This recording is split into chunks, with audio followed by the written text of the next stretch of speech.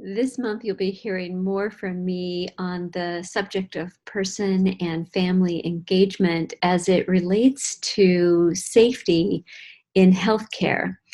And I want you to understand from a broader 10th dot perspective how I believe this is relevant to our engagement work in general. And I want to use our everyday experiences that many people are having right now. I want to look at three categories of harm. The first category is intentional harm.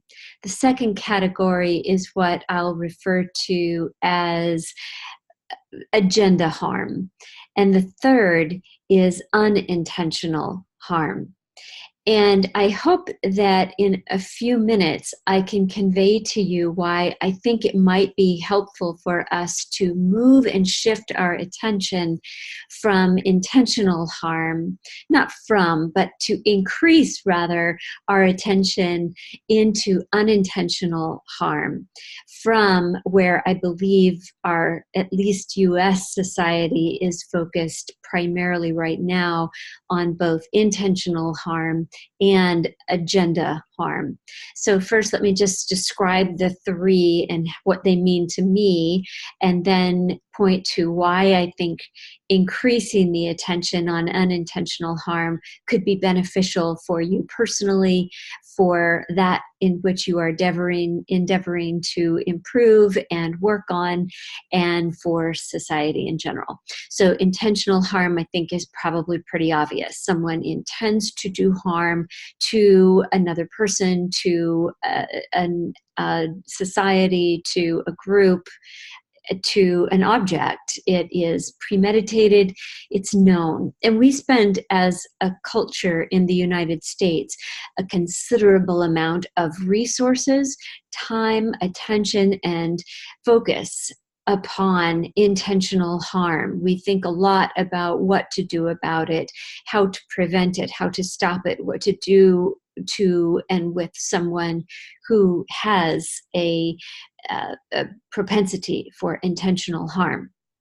Our jail systems right now, for example, are full of individuals who have intended harm, delivered that harm, and in fact created harm. And I'm not saying that isn't important. I do think that containment for individuals who are known to be intentionally harming of others is important. And it's a dilemma about how to prevent that, as well as how to contain those individuals. So again, don't hear me as we shouldn't focus there. And I hope that you can consider the possibility that attending to unintentional harm may be even more fruitful. And I'll explain why in a moment. A lot of attention currently is also being paid to what I would call agenda harm. And that is that and many people today find themselves in this position or are witnessing this in others, or both. And I think if we looked carefully, we might find that it is both more often than looking at it in others, even though that is naturally our focus, to focus on others and when their agenda is harming others. But I do think that if you looked carefully and in the right environment of positive intent to identify and support rather than shame, blame, and interrupt the good intentions, you might find the propensity even in yourself. I know that I find it in me when I intentionally go look. And so agenda harm is when my agenda, a particular agenda that I hold, overrides an overarching agenda that I hold. And that specific agenda, I will knowingly see harm happening to others and not interrupt that in order to get what I want. And sometimes that can be quite harmful and even create death or lifelong suffering. Sometimes that is a little less dire, but all spectrums of it, I think, would be helpful for us to pay attention to. And it is definitely up for the United States citizens, many United States citizens today. I think more attention is deserved in that spectrum, more dialogue, more conversation, more depth of focus on what is going on there. Why is that happening? Why does it happen even to those of us who find ourselves and believe to be well intended?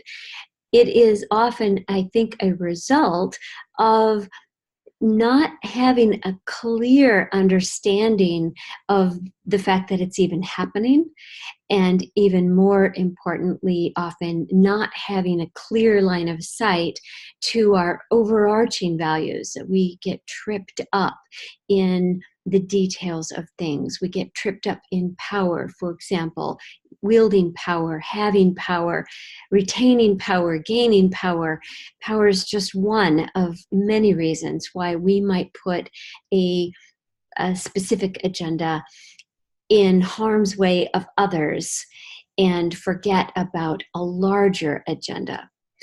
The third, and this is where I really want to emphasize and encourage some contemplation for those who are listening, is unintentional harm. And that is, I think, really evident from the individuals who go into professions to heal, to protect, to create health and well-being. And that could be in a healthcare industry where I have spent a lot of focus over the last several years since Yogi Raj's death in 2012, in a hospital, having gone in for one reason, having that particular reason resolved, but dying from a hospital-associated event. So, but it's not only in healthcare, it can also happen in precincts, it can happen in communities, it can happen for agencies that are very well intended. That is where I think we actually, as a human species, and especially here in the United States, but I know it's true in other countries as well, I think if we put more attention on unintentional harm, it could go a very long way in helping us in the category of our agenda harm, and perhaps even in the category of intentional harm. And here's why. If we looked at the grief that occurs for individuals who intend care but harm instead. And I'm not saying that care doesn't happen. Let's say they intend care and some care happens. Good things, their good intentions pay off in many good ways. And simultaneously, harm happens. And that happens almost every day. I would say it does happen every day in hospitals, and it happens for almost every caregiver at some point in their career, whether they're entering hospitals or they're entering precincts or they're entering other first responder careers, or they're entering school systems in education, or they're entering governance to help guide and support large bodies of people at any level of system. It is very likely that good intentions will yield harm in some way. And the grief that mounts and builds from doing so is a place for us to intervene in a way that will help us look at some of the dynamics that are pervasive in our culture today. So I'll just name a couple to hopefully fuel a little contemplation. And then I would just invite you to be in conversation with me, especially over the next month, while I attend to person and family engagement in healthcare specifically. Person and family engagement is of uppermost attention to me in alignment with unintentional harm, because it is my belief that it is the lack of engagement between the persons who are receiving care and the persons who are giving care, whether it is their family members or a skilled practitioner or clinician or even the administrators of those systems, that it's the lack of engagement that perpetuates the harm that is done unintentionally. And here's how. If harm happens, it is often swept under the rug. There is an environment of just get over it and move on. Don't take time for grieving. Don't take time for discussions with the individuals involved. Don't take time to consider your own healing and what you need for the grief you may be feeling, for that mismatch between what you wanted to happen, good care to happen, and what actually happened, good care plus harm, or care and harm, or just plain harm. And it is that lack of transparency that perpetuates the lack of engagement, and then the lack of engagement perpetuates the harm. And it's that domino effect, in part. That's not the only thing that's going on, but in part, that's what's happening in healthcare today. And it's what is also happening in education centers. It's happening in precincts, first responder institutions, governance institutions.